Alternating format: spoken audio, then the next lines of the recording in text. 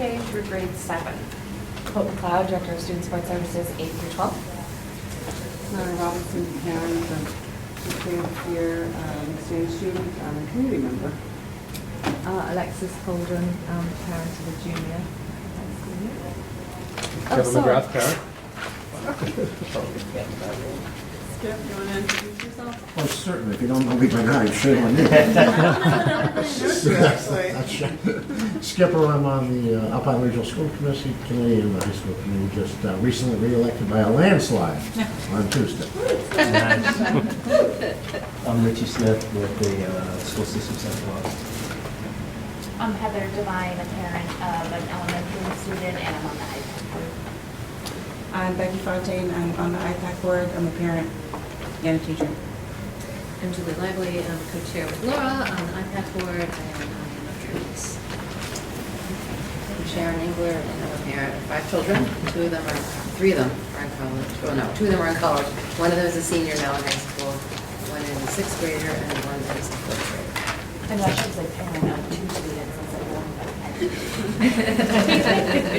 instead of 1 student in special education. Yes. And I'm Lori Scanlon. I'm the newest board member of the IPAC. I have 2 kids, one in high school, one in the charter school, 9th grade. Okay, well, thank you very much. So this year, we are running all of our meetings as open meetings, and so because of that, there's a little bit more formality to them, and there's a few little housekeeping things that we need to take care of before we get into the meat of the agenda. So first of all, if anybody else wants an agenda, there is an agenda here. And then also, I do have minutes did everybody get the minutes from last meeting? Yes. So one of the things that the board does need to do, everybody that's a board member, did you guys introduce yourselves that were on the board? Yeah, Board? Okay, I have board members, right. So the board members do need to take a quick look at the minutes and approve them so that they are officially in the record. So whoever is on the board, if somebody wants to make a motion to approve and somebody second it.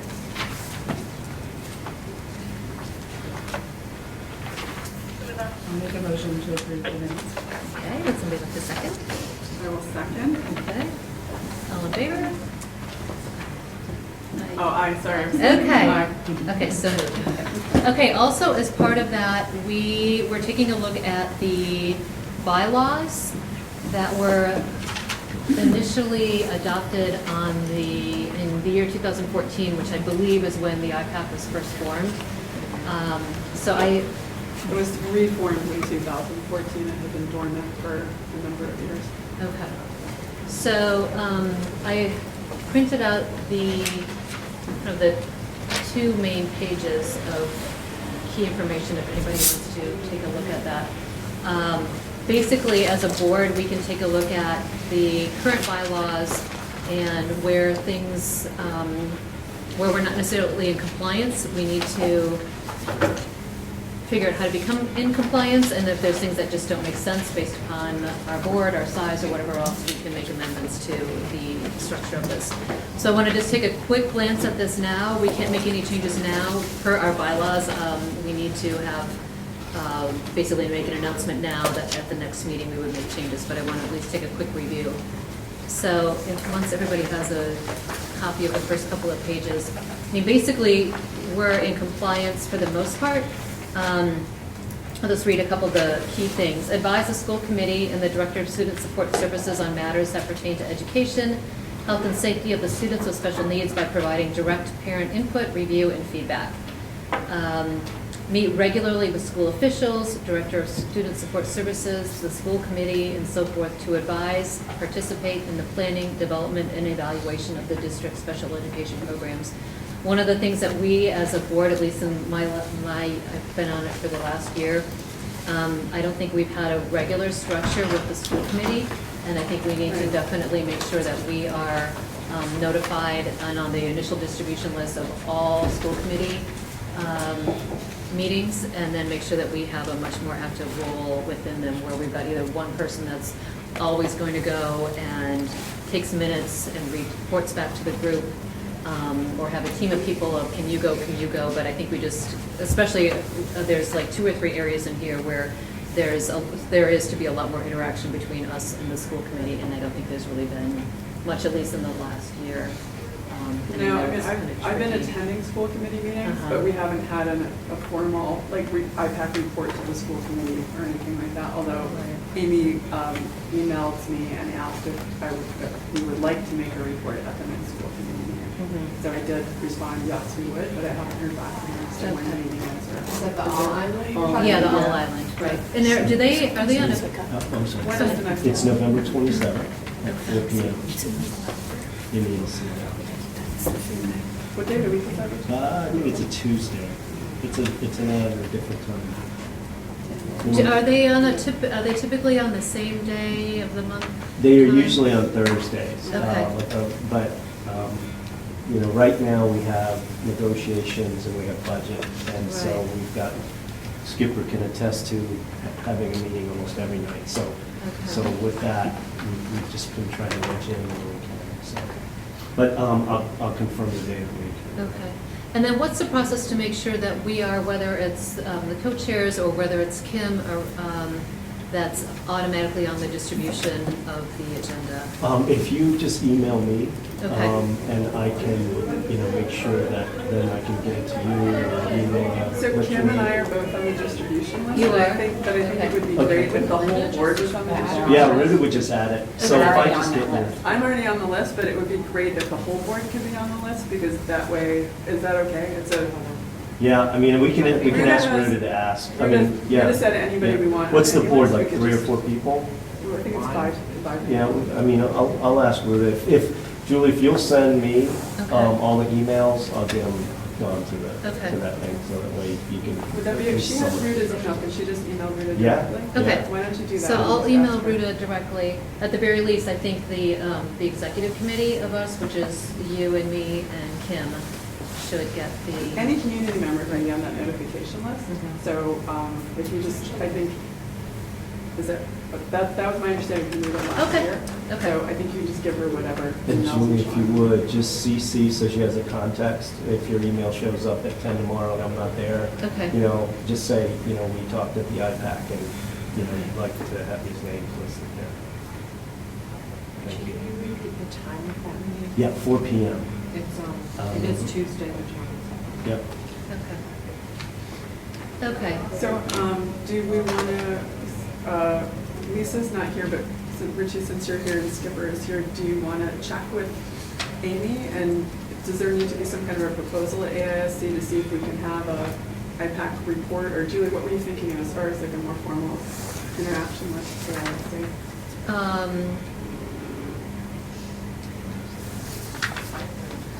I guess that's up to us to decide. I think we just need to make sure that we are on their radar and they're on ours. I mean, we'd invited Lisa or somebody to attend ours at all times, and we should attend theirs. And I think it would be great if we can have some type of a formal report coming to them, at least after our executive committee meetings or after these advisory meetings. So I think a good thing to do is show up, certainly would, you know, put you either on the agenda or at, you know, at the public comment. And then just say it's your desire to, you know, consistently show you the All Islands, because this is school committee's meeting, and so I Right. don't want to drive their agenda, you know, they drive their agenda, and so they can determine where, you know, the report can go and how that might be consistently on the Do agenda. you Right. guys always do a special education report at all the AISC meetings or no? Pretty well. Usually. Unless it's a really full agenda and we're asked to, like, wait, you know, if there's some, yeah. So would that make sense to just tack the IPAC report onto the special education? Or there's always a public comment too, I mean. Yeah, So but there's I'd always say that this too. first one, I mean, I'm sure they're gonna say, yeah, that's, you know, that's something, you know, we'd love the information and love to have you. As But much again, as I want them to drive the agenda and where I'm just thinking that the public comment period can come pretty late in the meeting Yeah. sometimes. You know what, I mean, There's a it's- way to like get.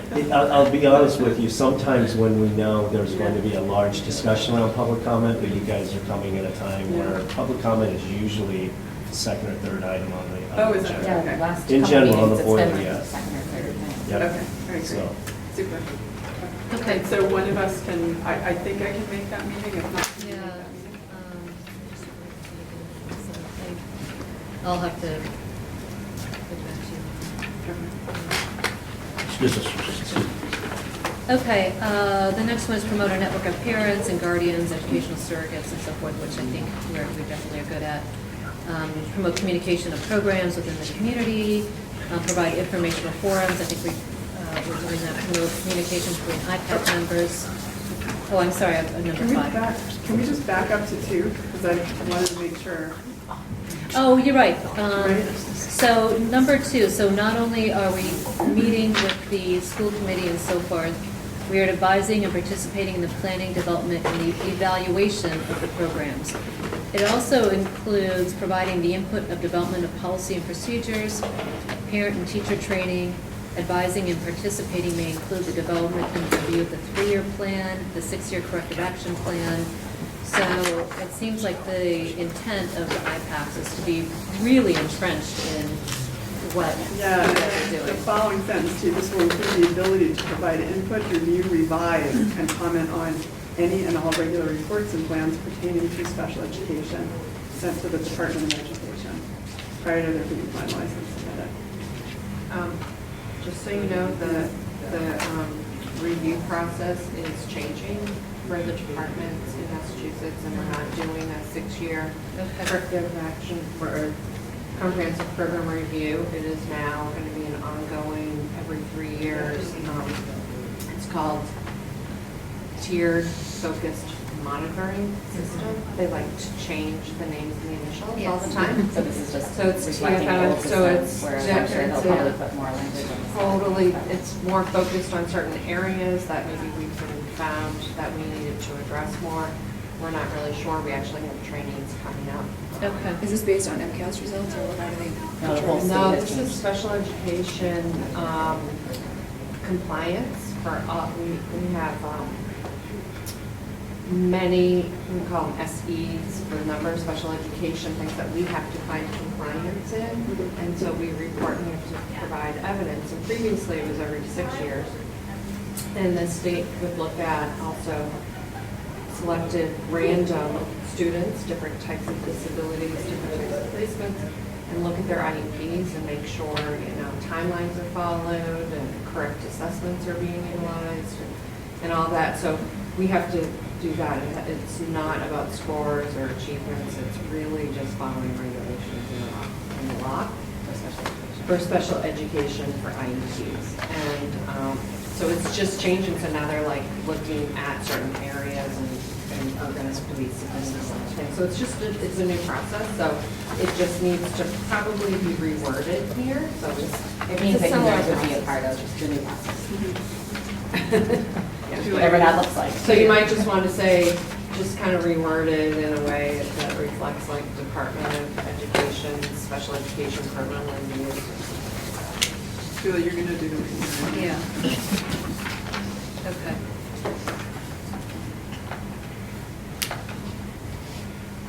And then going further, talked about the ability to provide input, review, and revise on all the reports. So, I mean, it almost seems like in a perfect world, this board would be like practically sitting in your office on a daily basis, which is not really the intent, nor do we want to be a bottleneck in the reporting process. Yeah. However, I think there needs to be a little bit more communication. Yeah. Is, it kind of goes back and forth between the language of the law and the language that was developed by this organization. Mm-hmm. What, is that sentence something that was in the law, or was that something that I this don't organization? know, because this was, the last time this was updated was in 2014. Okay. Well, way No, before my time. I wasn't part of the rewording. I think this was pulled, they pulled most of this straight off Straight of from- Federation I of know, Children with that's Special why. Needs, right? So I just wasn't sure. I think maybe when you go to rewording, check in with Leslie, that's Yeah, and then okay. see how much of this was pulled directly off of your template. And maybe there's some new wording that maybe Yeah, is more maybe. reflective 4 years later. Yeah. 4 years Probably. later. That is kind of a little bit like you're going to revise our work. So instead of Yeah, like that you can't send anything to the collaborating with state us until until we we're- review it. Yeah. So I think there's I don't think we've definitely ever done that. an area for more meetings, because that's exactly what you guys all want to do. Yeah. But This, there's an area I would for, just check on, like you said with Leslie and what the regulations And I think, again, as an IPAC board, our purpose is to take a lot of the work that you guys are doing and disseminate it to everybody else, to the parents, so not necessarily approve what you're doing. So I think maybe the intent of that is more transparency. Right. That's some of the key things that are going on in the district that you're reporting, that we're also getting copies of, that we can be a part of. So maybe that's what the intent is. So I think. Yeah, I think so. I think that'll also maybe help. We had that situation in August where we discovered that the district actually wasn't reporting to the state the rejected IEPs and partially rejected IEPs in compliance with state law. So I think that would have been the kind of thing where potentially had that passed to the IPAC before it went to the state, that's the kind of thing that could get caught. So. And I guess some of the other questions are like, what are the other things that you guys are sending to the state that we should be I mean, privy in to? response to that, like I had been talking directly with the state, and they Right. never caught, they never said anything. So Yeah. you know what I Yeah. mean? It's interesting that things are kind of shifting all the time, so Right. that even the people that are involved with them. So the more people around the table, Right. you know, those things, are, you know, people ask questions and then Exactly. kind Well, of that's follow what up that on was it. my So point, that's good. And I'd also clarify that it's not that we never reported. No, it was rejected partially IEPs. reported. So there were We ones that reported had- what we the way that would we thought we were Or- supposed to Exactly. report it. Right, we would try to set up meetings with families Right. prior, Right. so that we were collaborating and we're working to resolve it rather than an automatic, and then the parents get this packet. And what we heard from a lot of parents was that, what? I just didn't sign the IEP in 30 days, you know, I just forgot, it's in my pile of mail. And so we So were did trying that to trigger take like a more hearing or collaborative something? approach. No, what No, just somebody happened was was, so anytime a IEP is rejected or partially rejected, we were supposed to be sending a letter to DESI saying that that happened. And instead, we were trying to resolve the matter, and then if it didn't get resolved, we were reporting and Okay. having I somebody think come you and can- mediate. You can still try to resolve it. It's just there's a You're just supposed to reporting- write that letter first. Right. Timelines are a little Because tight then- in special ed. Well, because then Yeah. DESI can then provide information to the parent, Mhm. and then also they keep data on that, so that's part of the, you know, File. that's part of the file for the district, so. And then the other thing is that we weren't reporting, and this is something that we've changed also, is that we have a lot of people who don't sign IEPs within the 30 days. And so we kind of keep asking them, we kind of call them and send it and send it and send it, and really we should be sending a letter to Bessie every time, within the 30 days. So at 20 days, we're trying to have people call, and then we're sending a letter. So it's just, we're trying to be more compliant, but it does feel a little, it feels, sometimes parents are taking it as negative, sometimes parents are taking it as positive. We didn't, there's a packet that comes to a parent that is helpful with questions. Okay, so, They have a law degree. yeah. No, it's helpful because there's phone numbers or Right. resources, so, so if you do have questions, you can, and you know what your options are. So number 3 was promoting the network, number 4, promoting communications and programs, number 5, providing informational forums. Those 3 things are kind of the same. Number 6 was promoting communications between IPAC members, local, state, and national organizations, councils, and groups. And I know that we get information on MassPAC and some other things that we can attend. I think just given where we live, it sometimes is a little bit trickier, but we do try to stay in touch with that. The last one, providing the annual training to educate parents and guardians. And those would be the workshops, IEP workshops and such. So I think aside from making sure that we're more in touch with the school committee and then making some of the changes to the second one regarding the new structure of the reviews, I think we're in pretty good shape from that part. The next part of it goes into the membership, which is fine. The executive committee, there's one sentence that says, an executive committee of 7 to 12 voting members So shall. can I just back Oh, up go to ahead. membership? So I think you have to change director of student support services to directors of student support services. Okay. You have a co-directors. Or do you want that to be co-directors of student support services? Directors, Okay. So I'll change that on, because the You could just do director. like a parentheses Yes. S. Yes, okay. The executive committee of 7 to 12 voting members shall be elected at the annual meeting by voting membership to serve 2-year terms. There's a sentence that I think was right after that I think was originally put in back in 2014, which doesn't make any sense whatsoever. Yeah. So I would just You strike might that. strike Each school shall be represented by at least one member on the executive committee, providing that each school has at least one person willing to serve on that committee. We spoke last time that Nancy, you might have a couple of people that you would be, right. Oh, no, we were looking for somebody, we don't have anybody from Tisbury or Project Headway. Right, so I did seek out somebody at Tisbury. Okay, I didn't ask Project Headway, I didn't remember that one, but I did ask at Tisbury, and I was given a name, and I will have to recheck with Melissa on that one. Okay. Sorry, yeah, so if you could she's the team chair there. Okay. recheck on both of those, because I think it would Send be her good an to email get right now. somebody. Thank you. What about representation for the bridge program? Because that's kind of an isolated, separate program within the building. Well, we have parents on the committee that have students in bridge. Different programs.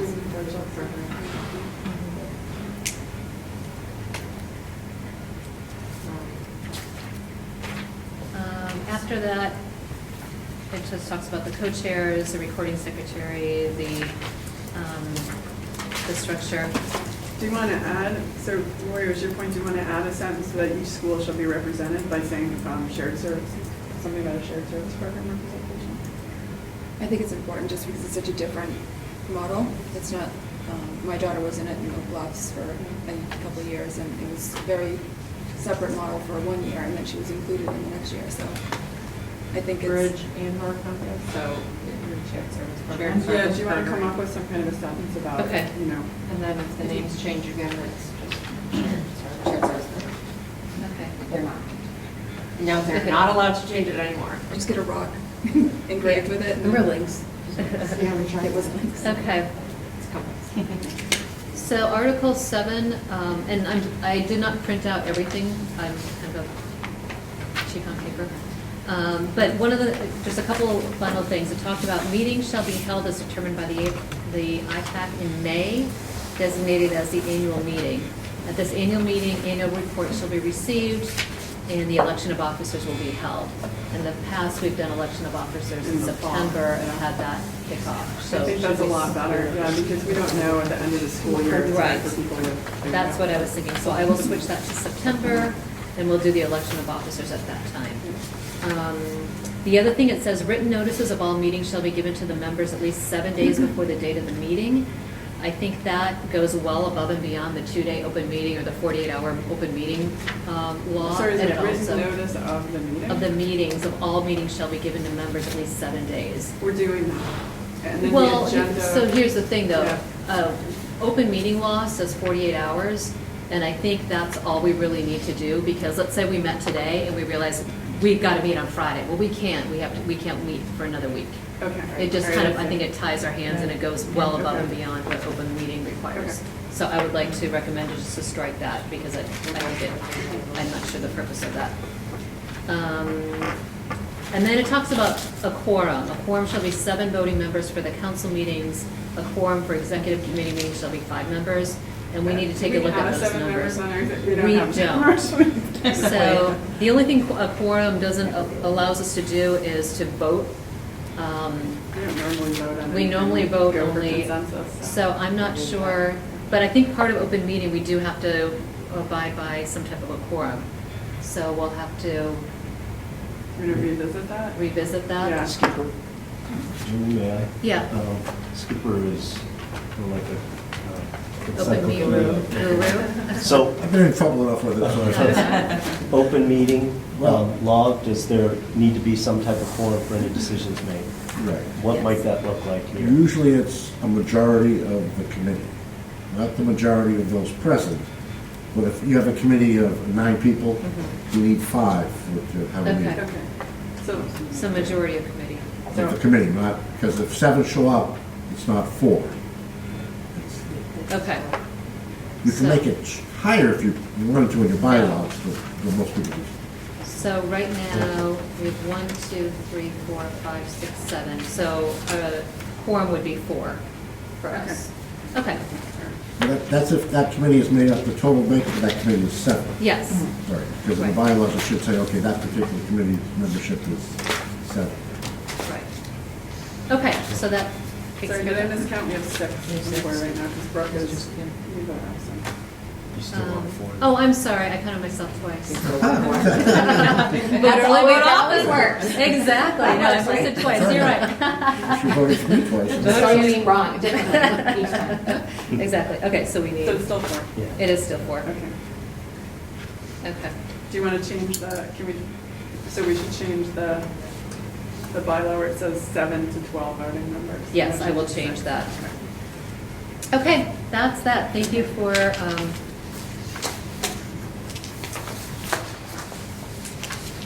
bearing with us on some administrivia. Great. Now let's get to the meat of the meeting. The next topic is basic rights workshop follow-up. There was some specific follow-up First of all, I regarding. want to say that it was the best Yeah. attended basic rights workshop we've ever had. I think we had 20 people at the workshop. Do we find out how they found out about it? So I put it. I don't know how people found out about it. My guess is mostly social media. We also sent out notices They in sent out the notices. summer, we sent Yeah. out notices through each school. Some of the schools posted them. The IPAC mailing list went out, and then the high school PTO page, there's a parent, like a parent page for the high school, and then the IPAC has a pretty well-followed Facebook page, and the information went out on all those pages. And Islanders Talk, you post on Islanders Talk. So you read social media? Yeah, social I media. think the social It media really usually helps, is. well, It's the because most effective. you can remind people like 3 days before, 2 days before, 1 day before, and I think that gets, it's harder to get this email notices out. So can I ask, is the IEP parent email list back up and running? How soon do we expect that? Because I feel like Cliff is working as hard as he can, but he is just inundated with Power School and first class going down and all of the above, that they're working on, kind of transferring data over GPAs and all of that So kind of this stuff. is low on his priority list. It's is pretty what much. you're saying. I mean, I keep nagging at him, and we keep sending that out to the principals and kind of using that as our platform. But he does know about it. And I'll put it on my list of things to do again. And I'm CC'ing Sarah, so he knows kind of that it's important. Yeah, and I'm not sure it's low on the priority list. I think Well, it's all not of us like, in yeah. the school system are affected No, but what I'm saying somehow is he by has a waiting large on. list. Yeah, Yeah. he's just recreating We're all kind of some waiting other on groups something. within the, for staff. So I think that is next. If he has a projection of when he'll get to, I think it would just be helpful for us to know as far as planning on disseminating information. That would be Ask great. him.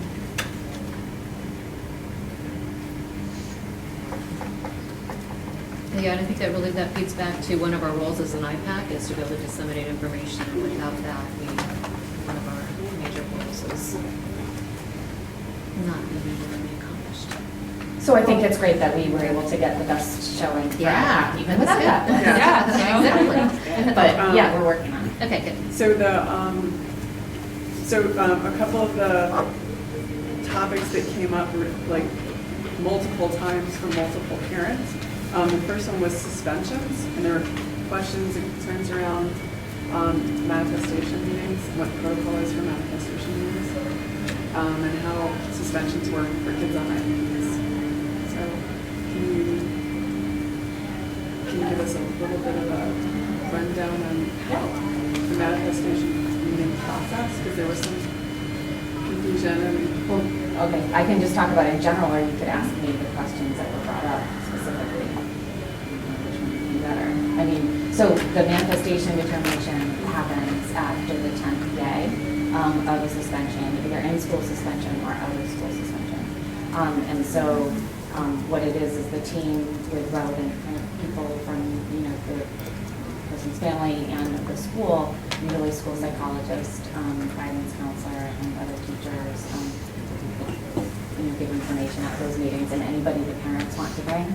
Is it a And specific group of people that have to be there, though, like an IEP meeting as a team that has to be? I mean, when... I'm just- You would want all relevant, people who would be relevant to the pattern of behavior. So if it maybe was always happening at gym or something, then maybe a gym teacher would come. Or if it was always happening, so it really kind of changes depending on the student or the behavior or the pattern of behavior that you're seeing. A school psychologist is usually like a pretty important person to have, or whoever, can kind of look at and translate evaluations. And Who's the school psychologist at the high school now that Lorraine's retired? her name is Jen Russell. She's from here, or she's from North Carolina? She just moved here. Did she? So she would actually know the children's history? She wouldn't, but she'd be able to. So if we have an independent evaluation, or like some of the evaluations at the end of the year were done by Lorraine, and then she's with the person who would translate the evaluation and answer any questions or address any concerns. One concern a few parents have is that the connection between the psychologist and the history of the discipline. If the manifestation is connected with discipline with disability, it would be given the psychologist would know what the discipline record looks like. Because it's Well, a the way- cumulative process, it's not like, it's not... Yeah, so the But way it's that not the- like it doesn't have to be consecutive. No, it It's doesn't just have, just it's cumulative. within a year, so you're looking within a year. And so, and what you're looking at, and usually the way that they're run is, one of the administrators who has had, who has been giving the consequences for the behavior and has a familiarity with the consequences or the behaviors, will report out first about what those incidences were about and give some history regarding that, and then we can talk about that, and if anybody has any questions or clarifying, things around that topic. And then we ask the question kind of around what is the area of disability, and what does that look like, and then what does the IEP say, and was the IEP being run? So those are kind of questions that you have to see first, and then you kind of say yes. If the answer is yes, the IEP was being run and being provided for, then you say, was the behavior a manifestation of the disability? And then you have a discussion around that, and it's usually a lively discussion. A lively discussion, and sometimes there's agreement, and sometimes there's disagreement. And then Do we have data on when it's agreement, when it's not? Yeah, that's one of the things that we were wondering about, is what's the data on the there. suspensions and on the manifestations? I probably could look back. I've had 2 so far this year, and 1 was agreement and 1 was disagreement, so 50-50. But I mean, I would say quite transparently that a lot of times it's disagreement, but sometimes it's agreement that it is a manifestation of the disability, and sometimes it's agreement that it is not a manifestation of the disability, and sometimes it's disagreement with the family feeling like it's a manifestation of the disability and the school team feeling like it's not. And so then there's a process for that, so then kind of the person who's running that meeting, who's the special education administrator, kind of makes the decision based on the information that is presented at that meeting. And if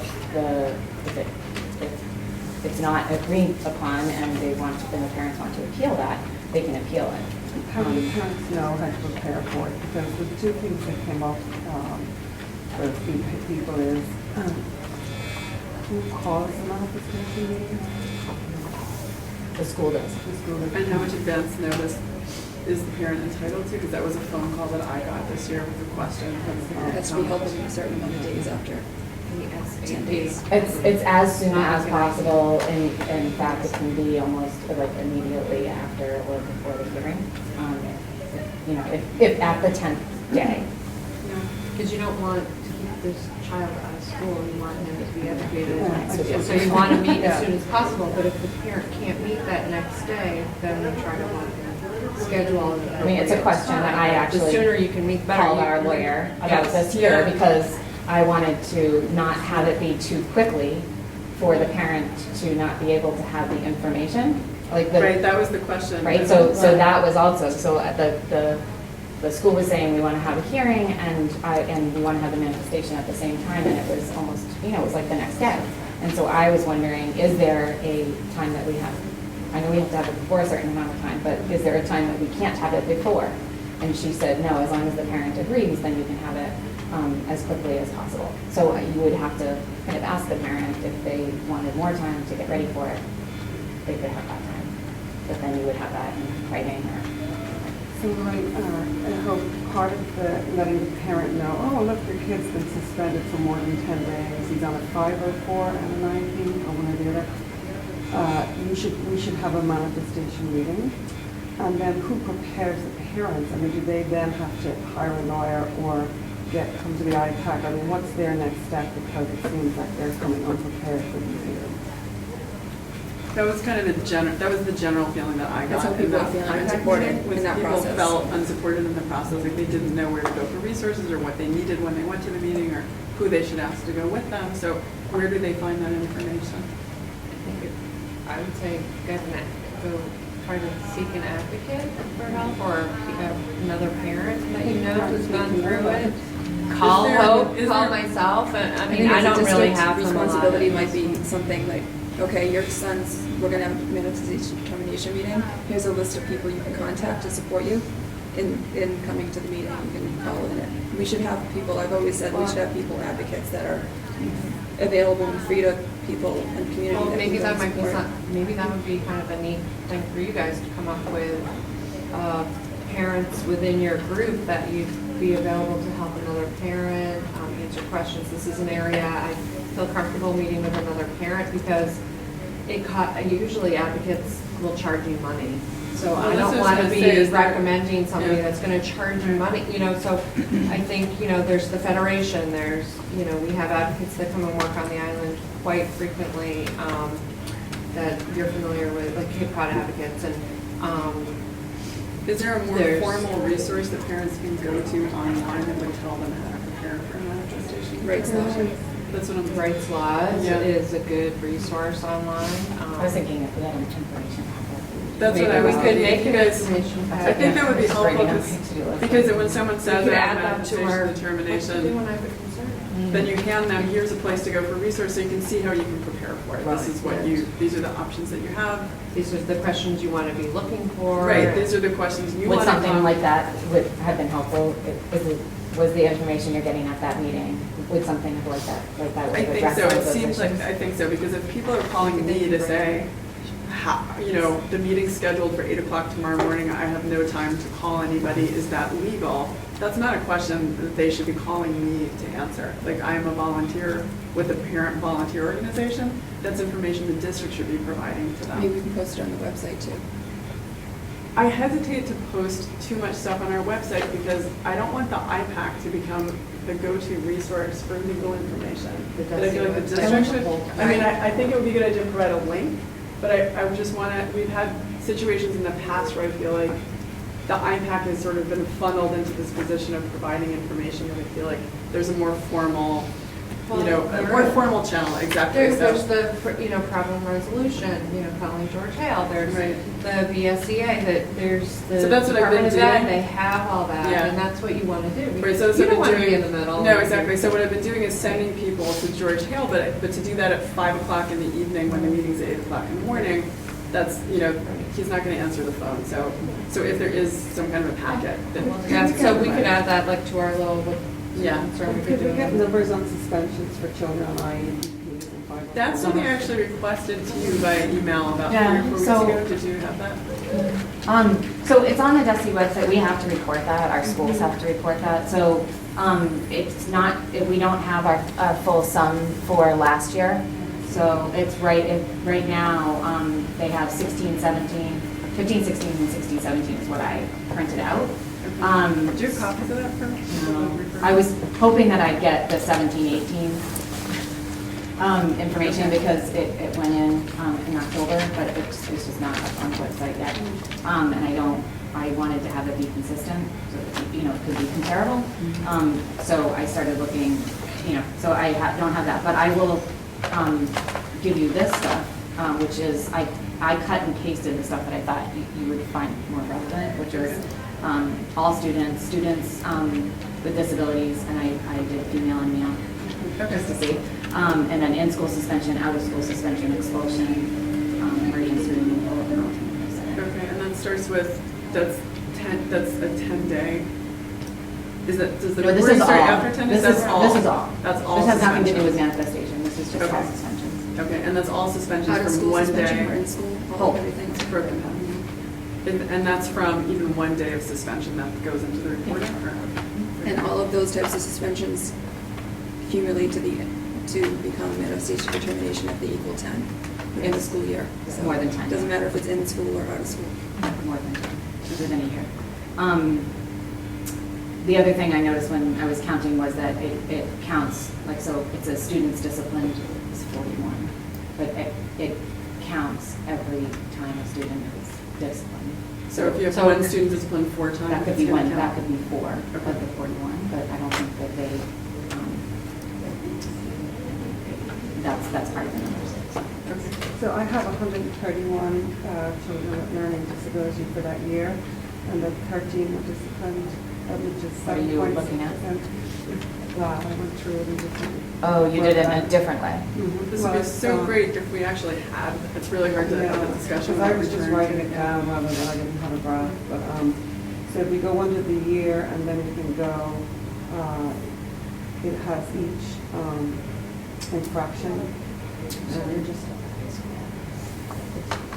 You can take it to school. I just did high school, Yeah. sorry. So it's 30, it's No, that's fine. 30 out of 130?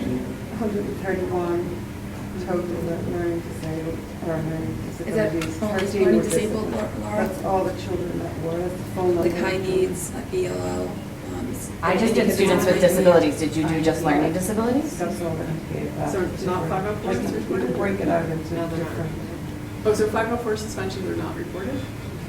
Not separately like this. They would have, Are they included in that number? they would not be included, I don't think they'd be included with students with disabilities. No. Because their disability is not an educational, if they don't have an individual education plan.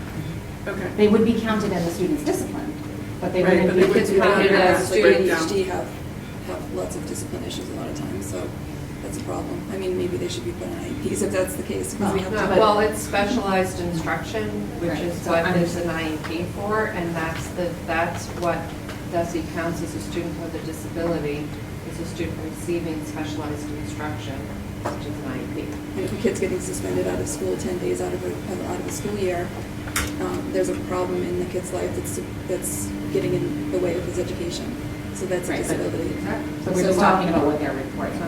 Like, so that doesn't mean that They're the kind of- team shouldn't Right. be going through that process, but what, the numbers that are on the DESE website are just students disciplined and then students with disabilities.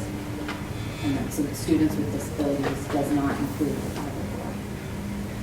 So- That's statewide, or But that's. this is yeah. 16, 17, and I'd really like to see 17, 18. Yeah, because which what it should we're be up there hearing- soon. It should. Yeah. I've been following it and I've been asking Yeah, for it. I'm looking at it now, it says no Yeah. data. What we're hearing is suspensions are So did you literally say- daily, and we really would like to. Laura, did you say it was 30 out of 131? Is No, what it was 13. 13. 131. Oh, 13. Yeah. So that's 10% of the students being suspended. Is that high? That's not high. That's high. So I also would love to know is a parent. We have 20% of the population. But of that population, 10% of the students with disabilities have been suspended. No, I think So it's, I is that? think it says 3.8. I don't know why they're, it's At 3.8 have been suspended, I don't know why it's 0.8. Out of school. That's Out out of of school, school. yeah, Out of school, yeah. 7.6 is in school suspension. So, We'd love to, what I'd love to see is, I know it's, adding to the total of what we're asking you guys to do as far as output of money, but kids that have behavior issues, it's not because they can't, it's because they can't behave, they have reaction, they have, they're very, like ADHD kids, they don't think before they act. They need to be taught that. Yeah. Right, I mean, I think that's why, at least at the high school and younger grades that we're putting all these different proactive supports in place. I mean, that's I think where the trend is going, is putting more proactive supports in place, restorative kind of practices in place. Well, so this fed into the second part of the conversation, which was behavior plans, because this came up where it sounds like, from what we're hearing from parents, and I've gotten quite a few phone calls over the past couple months this year, and then I got multiple phone calls in the spring of last year, that parents are feeling like they're seeing a rise in suspensions, particularly at the high school level, and that there was, the advocates were talking about behavior plans, and what some of the parents of the younger kids were saying is that in the younger grades, they're seeing behavior plans developed, but not consistently. There were some parents at the basic rights workshop who said, what behavior plan? Like, I feel like that's what we need, and we don't have one. What is a behavior plan? How do I get that? How do I request that? And it sounds to me like that's something that would also benefit students at the high school level, rather than getting to the point where they're having 10 days or more suspension and they're having the manifestation of determination. Would it be more productive to have a behavior plan developed so that there's, the student can learn to advocate for themselves. There's some, a framework for the teachers for response. And I think you're going to see the suspensions reduce if you're able to do that. So there was a question from both elementary school parents who weren't familiar with behavior plans. How do I find out about these? Why was none offered to me? They seem to be inconsistently offered. Like, my son's on a behavior plan. It's incredibly effective and it's fantastic. But I knew about it and I had to request it and advocate for it in order to get it, and it completely changed the game for him. And now he's building skills and getting through situations really quickly. And but that wasn't something that was offered to me by the school as part of his program. It was something I had to know about, bring to the school and say, this is something that I feel like should be on the menu. Can I have that? They readily agreed to it, but that wasn't something that was proactively offered. Do you have to be on an IEP to get a behavior plan, or can a behavior plan be just completely separate? It can be anybody. It can be anybody. You don't have to be on a 504, the team. Response, I don't think anyone would know that. So a lot of the schools do, like, response to intervention. You hear a lot about it for, like, reading programs, but they also look at it for behavior. And MedStart is also helping us work with more programs that are going to be more island-wide, that we're using consistently for building that social development and social skills. And so, like, you have a tier 1 of everybody does, say it's responsive classroom, and then maybe somebody's not making progress, so then maybe they might go work with a guidance counselor in a small group for social skills and start working on a particular skill. Things like that. So they do. So the teams do that as well, working with the guidance counselors, the classroom teachers, and it doesn't mean the student has to have a disability to have support plans put into place. So the schools know we have a shared service coordinator who is also our behavior specialist, and the teams will ask for an observation, consultation, and she'll go around. Who's the behavior specialist? Sue Conley. Is that the high school? CONLAN. No, I'm talking about the elementary. Is this elementary? I So think the elementary schools are really yeah, it's like two different And worlds. Hope and I both have our behavior certification as well, The but that's not our credentials role. called BCBA. I'm not sure. My No. son got 119 infractions in 2 years, and I've never heard of it. And we span around in discipline for 2 years. So I think Nobody mentioned it, but I think asked for it's it. good feedback. Okay, so I often find also at the high school that that a team, whether they're special education or 504, there's plans in place. There's like behavior and support. They don't often call them behavior support plans. And so I think it's probably can be improved. I'm not saying that it can't be improved. It's good feedback to get. However, I see a lot of plans being put in place that have both proactive measures and reactive measures, which is part of a behavior support plan, and skills to develop. And how are you forming that? Because in FBA, what the person does is the BCBA will go into a classroom and observe the child over time. so they can see. Right, if they're you have an stressed out about FBA, but something, you don't they see need to have an anxiety. FBA to have a behavior plan, like you can have a behavior plan or a support plan that the school puts in place based on their behavior. You can also go more in depth into the behavior and But do a if functional you behavior have support a plan. professional who's used to observing behavior, writing a behavior plan, and antecedent behavior and all the other stuff that causes the anxiety, causes the outbursts and avoidance behaviors. When I had an FBA done on Ryan, that FBA is amazing. Like, it shows us, he puts his head down on the desk, he puts his earbuds in, he's checked out. That's when Ryan's done with the lesson of the day. He can't take any more information in. But nothing was ever written for him, so to support him. And he became a behavior issue in 9th grade. That's a cumulative process too. It doesn't, kids just don't wake up and say, I'm going to be a behavior issue. And Kelsey, So we can I have just to- add on, in 2016, when the direction went from all kids to discipline, instead of having problem-solving, critical thinking from within the class, if a kid, for example, was cutting class, it became a discipline issue as opposed to problem-solving what the issue was. And it's very hard to get back and figure it out with the teacher if they're backing up discipline as opposed to helping with an IEP or 504. And that's what we found, a complete change in direction. And the discipline is literally a family breaker. It's discipline after discipline instead of support after support. People need to speak up, they're not speaking up, they're getting closed doors, teachers are not responding to the requests that were on 504 IP to communicate with parents and let them know before it becomes a discipline issue. It's not happening. What is the accountability with teachers following accommodations and things like that? Because I did have an experience too in Oak Bluffs where my daughter has anxiety. She had an episode and they wouldn't let her call me. She ended up leaving the school, which is obviously for good reason, not okay. But she was trying to go call me. And after I looked at I had them, all the teachers that were involved with her that day, I had them write an account of the day, your interaction with Morgan. And by the accounts, the behavior plan wasn't even followed. So we definitely have to get attacked by all angles. Teachers have to be on board, parents have to understand what they need to do. And we need to get professionals looking at the behavior to see what they need for support and skills, So I'm hearing you. I'm hearing you, and I don't really want to respond to individual cases. Right, sorry, And so I feel like, I do want to, I hear what you're saying. I think there's always room for improvement. I do think that some of these things are being done, and some of them are being done really well, and other areas that we need improvement on. So- I guess from an area of professional development, for professional development days and such, how much effort and emphasis is being placed on education in this realm of research that we're talking about, right? Quite a bit.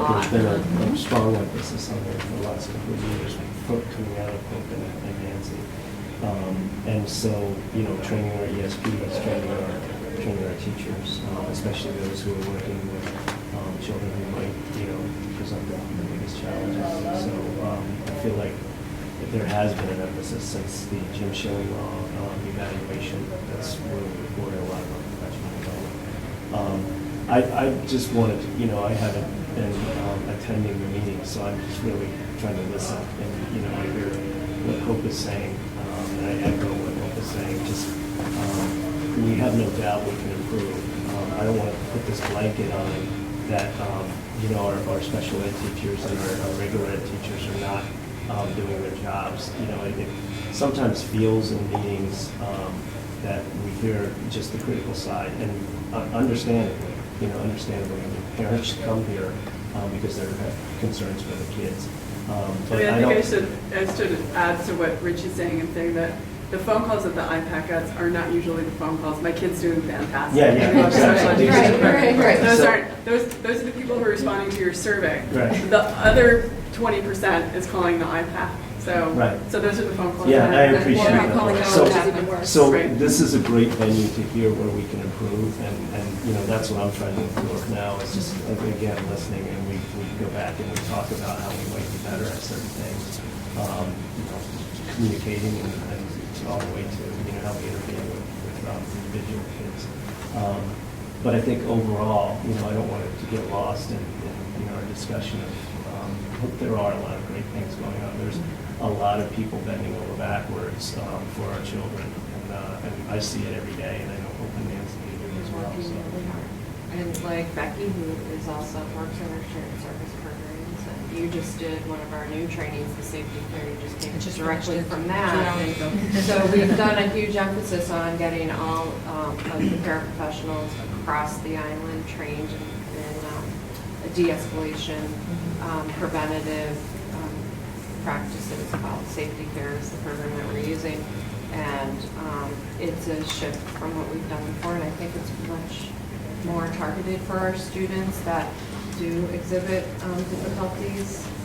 Is it a Staying in reactionary the measure No, though, or is it like? lots of preventative. It actually is Tons of developed, it's preventative. developed by BCBA's, It is. looking at the function of behaviors and what it's trying to communicate, so it's much more of that than kind of the reaction or. It's really, Just kind of environmental kind of changes that other CBIs. so a lot of these concerns that unfortunately you've had in the past with your students, your children, we are learning from those, and we are going hopefully in a positive way, bringing in with the MedStar eval, with our evals we've had with Jim Chillinglaw, who, if we can just jump really quickly because I have to go catch a boat. Yeah, I just want to. Jim was here today for 2 days for early childhood, looking at Project Headway, looking at our public, our private preschools where we provide services for students with disabilities, and so, we'll be hearing his report in I don't know, a month or so. So that was really good. I just wanted to mention that before I scoot out. Okay, great, thanks for being here. Yeah, sorry, I have to. Before you go, I think the one thing that, from the IPAC board, if we can just make sure that we get the, how do I say this, kind of the roadmap of if you are having the, what's called the manifestation meeting, here's the parent support. I think that would be something that would be really helpful that we can. Yeah, because we can have, if you guys, so this is one of those things where we're so waiting for that website to happen for the school district, the new website, because this Parent list is top priority. Well, because when the new website happens, Kevin McGrath just happens to be sitting over I there. know. Oh, I know. It's no conflict of interest. I know. If there's a special education section on the website, then the IPAC can link to the special education section, all those information, the manifestation, determination, how to request an evaluation, all that information can be right up there on the website. So.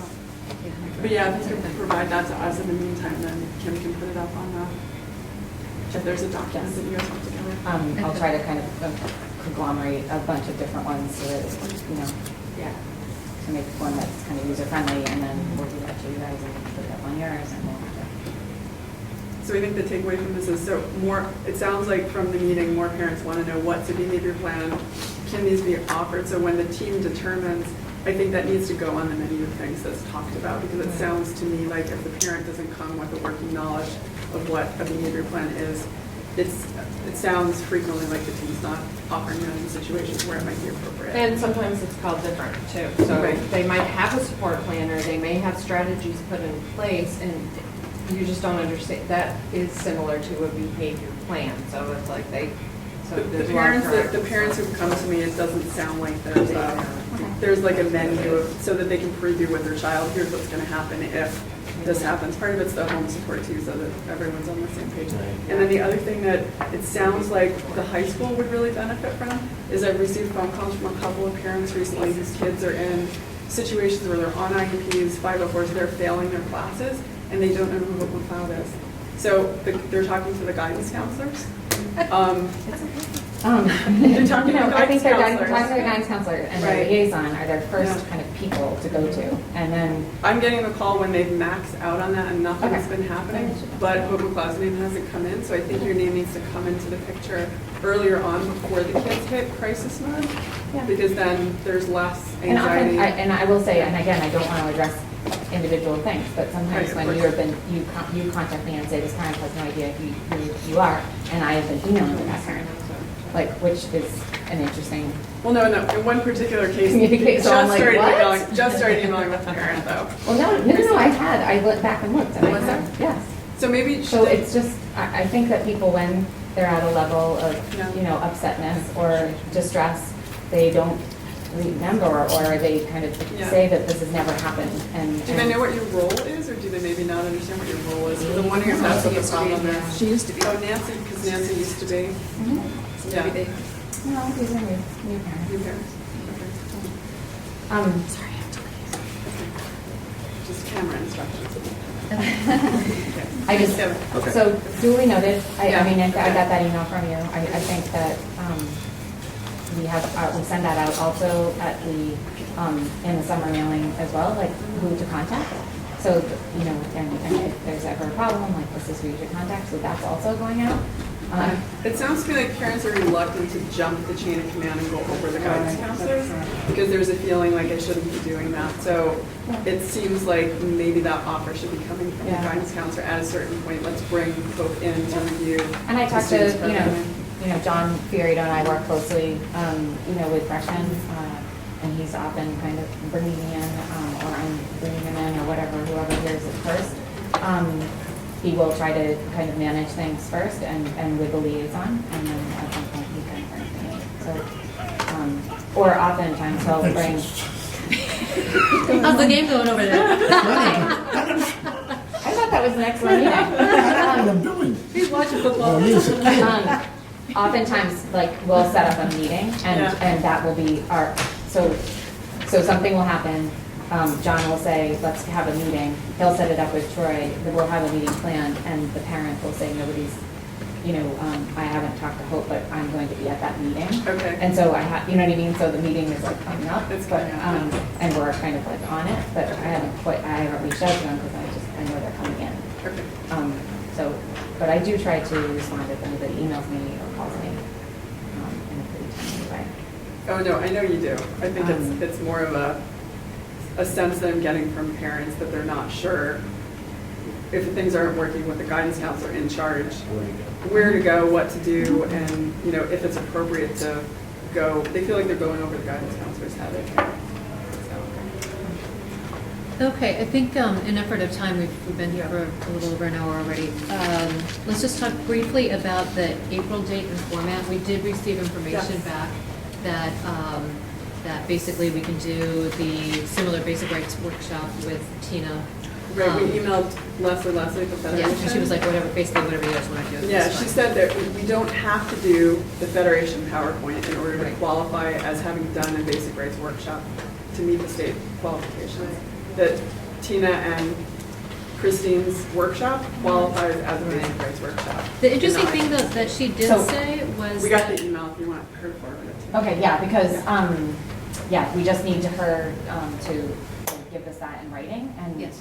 and say that Yeah, that she can is, send I'll that. forward that it would to be you. the Federation one. Well, what's interesting is she said you don't have to present the Federation one, that there's no regulations for what you have to present. But then when we were talking to her and trying to set it up, Yeah. and then we decided to do it for the April one because you guys wanted Right. to have it be the format that you wanted. She just said to get her back the dates, and I think that was before you had maybe Yeah. that email interaction. We just had this email We interaction. just had the last email. couple So days. the impression that I get is, so you guys get a free basic rights workshop from the Federation with your Correct. membership in MassPac. It sounds like she really wants you to use that, so you feel like you're getting your money's worth out of MassPac. And that, I know, but that seems to be the But we driving want her force to between. pay for that one. She If did it say, qualifies for though, it. that Yeah. I can give the okay for the district to have another FCSN workshop. Perhaps an IEP for my child will be a good follow-up. So it sounds like there's another workshop that they could provide instead. Which Christine and Tina said was a much more accessible workshop than the, I'll forward you the email. than the. So I guess my basic rights question PowerPoint. is the Federation mandated one going to be the one that we just had, or do you want it to be the one in the spring? So there's two different questions. One is the Federation, to meet the state qualifications, the one in the fall will satisfy the state requirements, okay? That doesn't mean they're gonna reimburse you for it. If you want them to pay for something, then you would need to do one of their workshops. And it could be either the basic rights workshop or one of their other workshops, since the fall workshop qualified as a basic rights workshop. So it just depends on, So I think what we would want is for the Federation to pay for one of the workshops, and it sounds like the April one should be the one. yeah. And they have to kind of hire, like Christine to do it, because Okay. she's, you know, and then if it's one or the other, Yep. is fine with us, as long as it's. As long as they pay for it. As long as they pay for it. Yeah, so Then we Christine- pay for one. Yep, They and then the pay for Federation one, pays for the other. and That sounds great. that So, makes so it worthwhile having that membership. and- exactly. So Right. Christine suggested the one that Leslie suggested, the Right. IEP, Yeah, IEP for my child. right, is a more accessible workshop. Fine. And that's what she would suggest. Okay, so I will forward this to you, and then do you confirm that with them? For She, the you know, the last thing I week? heard was that Christine was going to, we were gonna give Christine some possible dates, and then she would contact the Federation. Okay, So if we can have some dates, then Yeah. I can contact Christine, and you guys can contact okay, Christine. so we need to and get you can some do it that April way. dates, Okay. and then, Okay. okay.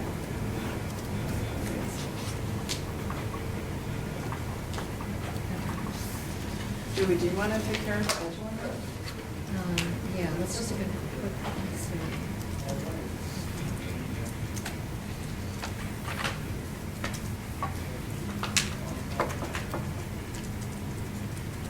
So in terms of scheduling that, I'll just take a look at the all-school calendar and make sure it doesn't conflict with anything that's already on there, and then pick a, we've usually done them on like a Wednesday, Thursday. Yeah, on Wednesday. You know, Wednesday or Thursday. Okay, so I'll pick a few different Wednesday, Thursdays in April that don't butt up against the school vacation, which I'm sure we have one in April, right? Yeah, there is one.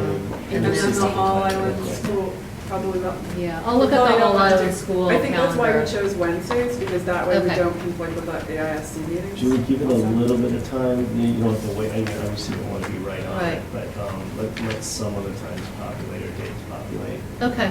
You know, maybe, I mean, if we're talking April, maybe February or something like Okay. that.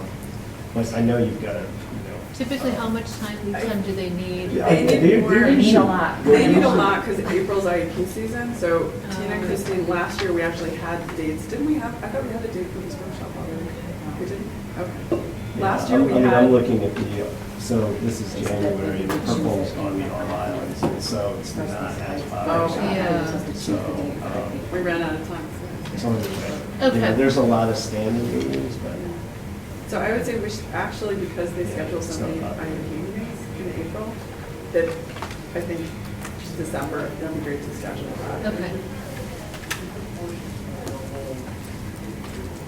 So by December meeting, we'll have a date. That's a Yeah. Okay, perfect. Okay. What are some of the key things that we need to make sure that we cover? The special instructor, the co-chair review process. We just wanted an parent update. survey. Yeah, we just wanted an update on that. What we, so none of us were able to attend the All Island School Committee meeting, but I know Julie and I watched the tape. And I think some other members watched the tape also. And there was, Amy brought up the co-chair review process. I think Matt was going to do. It was part of the agreement for the original contract. And we were just wondering if we could get an update on what that review is going to look like, what the timeline is for that. Yeah, I'm sorry, I can't speak to that. I mean, I would if I, you know, I don't want to mislead with some possible information, so. Is that going to be? I can get Matt to contact you or. Yeah, that would be great. Or if when he provides that information to all in the school committee, Yeah. if he can CC us on the information or give us the same information. That would be really great. Thank you. And I think the other question was the survey results that were presented at the last All Island School Committee meeting of what was kind of driving that, what was the purpose of that, and. Did you So- bring those surveys too? Yeah, but I had a miscommunication with Nancy, so I thought she would bring copies, but I can just make copies if anybody wants a copy. But we had presented to the school committees and to the IPAC a parent survey that we would hand out with every IEP that kind of gives us information about if parents were notified 10 days prior to the meeting, if they understood the purpose, if they were communicated clearly at the meeting, if opinions were considered, if they understood. There's like 10 questions basically. And so it goes out with every IEP that goes home. And with a stamped envelope. And what was kind of the purpose of that? Because I know every school kind of has their own flavor of it. Every school has their It's own. part of best practices for schools to, like, as regarding to, those like the compliance review. It's like one of the things that they kind of say that schools should be continuously getting feedback from parents on how they are doing in regards to several things. So this is something that a lot of school districts do on an ongoing basis. So here's one of the questions that I had about that, because the survey was going to you guys, but it's actually evaluating in the specific school arena, which for the most part, I don't think you guys, the special ed directors, report to you. So We have special ed directors. Maybe the resource room. the resource, yeah, teachers? the special ed teachers in the resource room. So you're basically, So all IEPs from all the different schools go Right. through either myself or Nancy. So all of the IEPs that are in every single school are written by their teachers and the teams, and then they get sent to either superintendent's office or to Troy and myself. We read them over, and then, right, but I guess what I'm saying more is because The troops are coming. Because, yeah, everything When are you coming home? is being done within that, for example, within the Edgertown school. And if there's perhaps one of the particular teachers or special ed teachers in the Edgertown school isn't necessarily following these principles, you'll never know that it was that particular So we person. do because it's separate them all out coming by out. school. Oh, So you on the do? top of it, it says Okay. what school. I thought it was all completely No, anonymous. so we Okay. don't, they are kind of anonymous unless people don't want them to be, but they do ask what school. Okay. And so that's how we were able to report. So when we presented to the principals this summer, we gave them their data. And then we gave, Okay, so it was at the All Island School Committee, it was separated out by each individual school. Okay. And last year's was up until, I think, we stopped at, I think the last one was in, I can't remember, it was like June 1st or something that we kind of summed all the data. And then I actually found out at the beginning of this year that some of the IEPs didn't go out with them. So at the high school, I think Kim at the superintendent's office. When was that? Because you didn't get one in your. I was in. No, I know. Are you sure? Okay, so, it's not a perfect process right now, so I just reminded Troy that is supposed to be going out with everyone, and now I know we're starting to get them back. Or at least Nancy said that's not, we saw them sent in the superintendent's office, so we're just not even handling them. And so I was gonna look at who didn't, and then try to send them separately, but. Because I think it's a really valid feedback tool Yeah, for no. feedback, but the response rate was really low. But the responses that you had were The really response great. rate was really So- high. Right, but No, from the this- response rate was response very rate- low. It was, you It only had was- 20% response rate. It's way higher than any other survey that we, so Desi sends out surveys, we send out surveys, as part of our compliance review. It's really hard to get people to respond. So actually, like. So a 20% response rate is higher. It's than high, usual. yes. So we were really happy with the response rates. But I mean, it doesn't mean that we don't want it to get better, but in regards to we have to send out surveys through Desi for graduation results and kind of those kind of surveys, and they are dismally awful response rates. So I actually was quite pleased with the response rates, and I'm hoping that as people get more familiar with them, the numbers would go up. Do you think that an online survey, like a survey might work better? Might. Just 'cause Once we people get are the email list back up. Right, okay. Because what I'm wondering I is think how do we tried to make it as painless as possible Yeah. by Right. having Maybe a both. stamped envelope, it'd be No, it's separate. great, yeah. So no, we it's should great do to have all that. an app survey or whatever. I think so many people now are so used to doing that sort of thing. Well, I think for those of us too who, when we receive the IEP, if it sits there for a while or we get multiple versions of it because there are clerical errors, I think the final IEP that I signed was not the IEP that came in my packet because there were a bunch of mistakes that had to be corrected. So to be honest with you, and I'm the co-chair of the IPAC, I do not remember if I filled out the survey. So You're getting a lot of information at the same time. Yeah. So But it Well, doesn't really have to puts do, it all in the Yeah. file. I mean, it has a little bit to do with the actual IEP, the survey itself, but it No, I really mean has the to do with the physi- process. No, I mean, the paper, because it was in the paperwork Oh. of the IEP they wound up not signing. Right, it gets, I don't, it gets it got buried. left. Gets buried. So, I think mine did. so I'm wondering if we can help you close the gap with the response rate, the IPAC would be very happy to do that. because I think the other thing that would be helpful, since Julie and I both, a bunch of us watched the presentation, there was a 97 to 100% positive response. Yeah, like really great of response. the people who responded, and yet, that was which is surprising also. fantastic. I mean, Right. not because people aren't happy, but because usually, That's like, usually when hard. people are happy, they don't Right. respond Right. to a lot of things. So Also- that was also quite questions surprising. The questions are how the meeting went, and I think a lot of parents would agree that the meetings go very well, but it's the application afterwards that's the problem. well, so there's a That's disconnect not that. between, Right. so Big what I disconnect. took away from the presentation was, there's a disconnect between what the IPAC is seeing and hearing from parents and what the survey is showing, which is unilaterally fantastic, but there's a big disconnect. So how do we close that gap so you guys get more of a representation, of everything? I would say How can we yes. help you close that gap? Yes, I would like to have more of a representation in this area.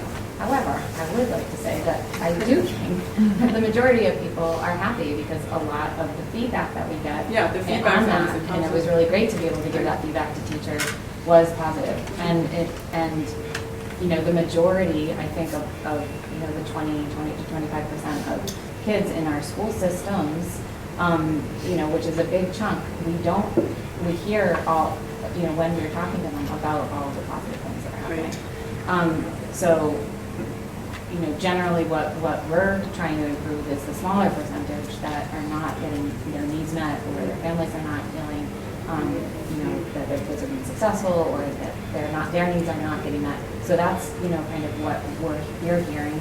We are getting some surveys back from those families. You are? Yeah, and I think that this year, as our second year, will be more representative, but if you can help us get more, then that would be great. Yeah, if you have any ideas about how the IPAC can help, because I think because I'm the one answering the phone line, so when there's a parent with a problem, I'm the one getting the phone calls, I'm the one, providing them resources, sending them to short tail. So, I'm sorry that I missed the all-in-one school committee meeting. I wish I had been there, because I feel like those parents also need to be represented to AISC, as well as the parents who are super happy with, all the wonderful things that are going on in special education. So, Well, I would say that I think that the school committees here, that's why we're doing, program reviews, that's why we're bringing action plans and following up on recommendations, because of the things that we're trying to improve. Right. So But I they guess what have I'm been asking kind is- of an integral part of, I think, hearing the feedback that has been less than positive. I guess what I'm asking is there a more formal way that you guys would like to be getting that feedback, so that when you present to All Island School Committee meeting, in addition to the survey, you have, would it be helpful for you to have some kind of more formal information from the IPAC that could also be part of that, whatever evaluation you're presenting to the principals, and, because the information's going to you guys in these meetings, but it's not necessarily going to the principals or to All Island School Committee. And I think, as Julie said, to formalize that relationship and, make that information conduit more open, so you guys have more access to the information and the administrators have more access to the information. What might be kind of interesting is, and this is would completely put the onus on you, is to come up with some kind of a form of like, yes, these are the calls so when somebody- the calls that I'm getting, That's what I was thinking. what the nature of it was, and just have it, have different categories of Yeah. it. Something that you can do very quickly, like this was the type of call, this was the nature of the call, this was the Do you have resolution, do you do Google this was the follow-up. Doc, like a Google Oh, Doc? I God. mean, that would be the easiest thing, because then you could I'm just. so allergic to this, I do not understand it anywhere. But if you just shared it with me, then I would see it in real time. Like Excel. Right? But that might Like- be something on a monthly basis, if you just, if you wanted to just give us a quick little report of. It would be easier the for types of me, calls that we frankly, got to that just week. have a piece of paper that I can fill No, out. exactly. Then just do that. Okay. Do that, and then, if it comes, then somehow we can maybe get a little bit of structure to it, so that it can be like a little. form. That's a great idea, because then I could, and it would still maintain anonymity for the parent, but I would have at least a login of the issues that are coming in. And let the parents know that Then I'm logging the information in. no, and I'll- but that there's somebody receptive to hearing them, because Yeah. they're not being heard. Yeah. And so if we, on a regular basis, you are presenting that as a formal basis. Would be great. So- But if you actually just brought the paper to these meetings and we're like. Well, I could scan it and send it to you. I think for me to, I don't always have computer access is my issue, but I can usually I can log stuff on. White owl, deliver it. Little hour. Richie, what was it? No, I was just going to respond. We have asked principals or administrators from each school to be in attendance at all 11, so it's a perfect time. Okay. So there can be, direct information going to the elementary. All right, so who wants to come up with a form for me? Kim, you're so good at coming up with That would be good, because you did the surveys and stuff too, so if you could just, like, something easy that you could just send me in a PDF. Sure. That would be great. Okay. Okay. You're gonna write that.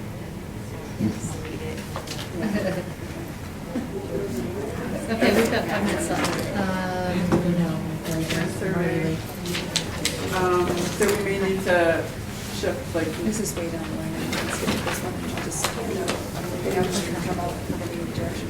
okay, let's skip down to number 8. This is really fast. That's the dyslexia bill. I was just saying that we can skip that right now because they haven't even come down with any kind of. Okay. They have no advisors They have yet. no- Right, but everyone now has the bill, because we passed that out. There, just for anyone watching this at home, there was significant dyslexia legislation for early screening signed by Governor Baker very recently. And Lori's keeping track of what's going on with that, so.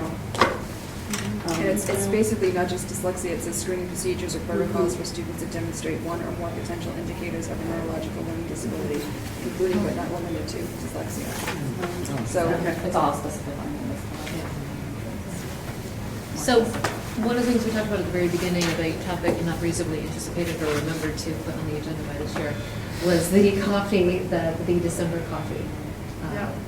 Can we table the MedStar about recommendation follow-up to the next meeting? Yeah, unless there's anything absolutely germane in the next 30 days for that. The only thing, can I add to Yeah. the December, so I just met with Jenna, as I know, from DBS today and Kathy Hackett, and they had 2 things they wanted me to bring up tonight. They wanted to propose or have you guys give them feedback on a Saturday. They wanted to do what they had talked about last year, having Ed and Jenna come over with parents and do a transitional planning for,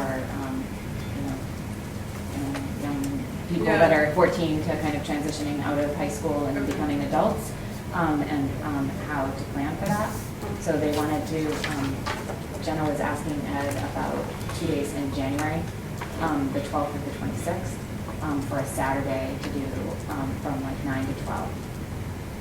Okay, so do we have a high school parent who might be interested in coordinating that? Oh, I'm coordinating. You're coordinating. I'm coordinating it. I just Okay. wanted to kind of give you guys a heads up, so I know that Okay. we're doing a December coffee, but we're gonna coordinate that and then give you guys the information. And Okay. hopefully we can disseminate it out and get a nice big audience. Okay, so we'll be One of the distribution. I can't even say the. Distribution of papers. Yes, exactly. And then the other thing, just when you're thinking about your coffees or kind of getting parents together, both Jenna and Kathy would like to be invited either to a coffee or host different events for parents, and so that they can meet a wider range of parents and support people. And So does Jenna work with Kathy, or who is Jenna? Jenna is the DDS representative for the Cape and Okay. Islands, and Kathy kind of helps Yeah, I know, people yeah. with the DDS. That actually would be great to have it under Yeah. They were talking about having like a night or something, and I was like, well, they're having this coffee, and Kathy wasn't sure that Jenna would come.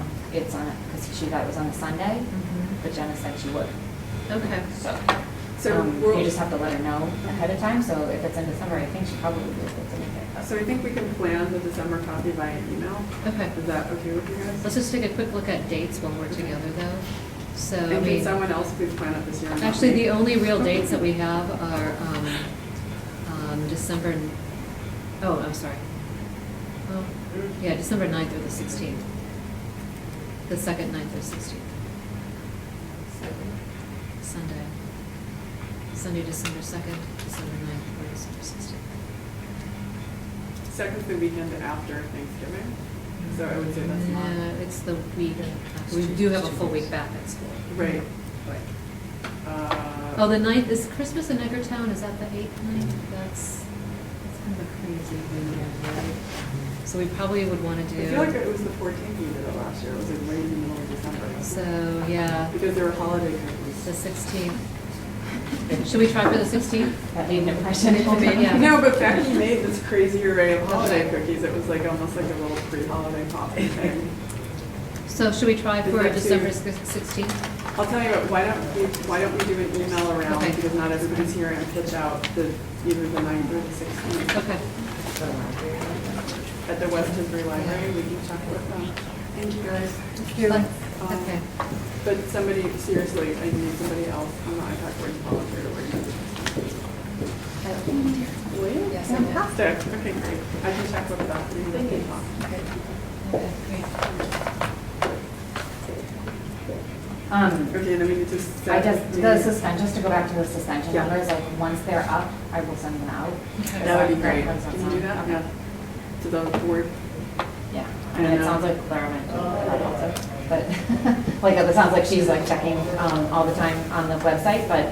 She is, but it's I'll- only, the information goes to me. It would be better if it's coming Okay. from you, because then it's just more easily distributed, and then if there's questions, Richie can be CC'd in, and, it's a little bit more formal. And then the MedStar recommendation follow-up, the only question I have regarding that would affect the IPAC is, I know part of the recommendations were rewriting the MOUs for the school resource officers. And I was wondering, in relation to the change in the criminal justice reform bill, the new law, what the timeline is for you guys rewriting the MOUs to conform with state law, because I'm not sure what it's been a while now since the law went into effect, so I'm imagining we're probably coming up on some kind of a timeline mark. So what we're doing with all the recommendations, so we're trying to do a hurry up and get there kind of thing. So I can't give you, a specific date, but we're working through all the recommendations, including health curriculum and all those types of things. So the MOUs for SROs are definitely part of it. I've got the recommendations here. and When is so- the date for compliance with the new state law for this? I don't know year? that. You don't know that? Yeah, I don't know that. Would that be something that might be worth looking into? Oh, yeah, absolutely. I mean, there are folks that do, just sitting here at the table, I don't have the Okay. exact All date. But, as far as what we've done, there's a pretty good size, volume of recommendations. So what we're doing is splitting those things up and, having others go into it. And again, I reference the health curriculum because I'm heading that part of it. So that's something we can find out again. Yeah, that would be great. Can we, maybe for the January advisory meeting, Sure. could you bring that information? Sure, That would be that sounds really good. great. And then, and the other thing is, I think just so parents are aware, because there are these discipline and suspension issues, I think making parents aware that they can ask the school resource officer attend the IEP meeting. Because that was one of the things that also came up, I can't remember, basic rates workshop or another recent meeting, but that the school resource officer is considered part of the team. Maybe it was in the regulations that I was reading, or maybe it was a conversation with Christine, but she said that that the school resource officer can always be invited to an IEP meeting, that particularly when there's discipline concerns, or a child has behavior, a disability that manifests itself in Yeah, behavior like if it's autism. relevant, Yeah, imagine we exactly. can pull in any, not Yeah. school resource officer, but any resource in the building, so, but, Yeah. let me look at the MOU as well. Yeah, but I think So letting can- parents know that if they want the school resource officer Right. in the IEP meeting, they're entitled to ask for that officer, and it might be a helpful part of the meeting. Okay, so our next advisory meeting would be in January. Community input, Skip? Oh, community- All right. I'm all set, thank you. Okay. Anything else? And Roxanne Ackerman showed up long ago, Maybe not. said she was shy to add Oh, to our hi, table, Roxanne. so. It's Just wanted good to see you in action. Thanks for being here. She's a school committee member Right. Oh, thank you. Thank you for being here. representing Aquino. of the Island District and also the regional high schools. This is round two. She's returning after a 4-year hiatus. Oh my goodness, I look believe at she- that. And she's here for over 32 years before that. I Wow. believe. She's not, What you're doing is important and make it relevant to, you know, No. You're giving a lot of time. But we have Thank to you. have like a specific Yeah. special And- person.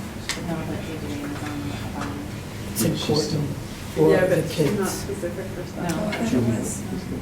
Maybe that's just what our We need to look at that. campaign slogan was, maybe. I forget. me. But no, that's not mandated to have that, but it is, you know, they.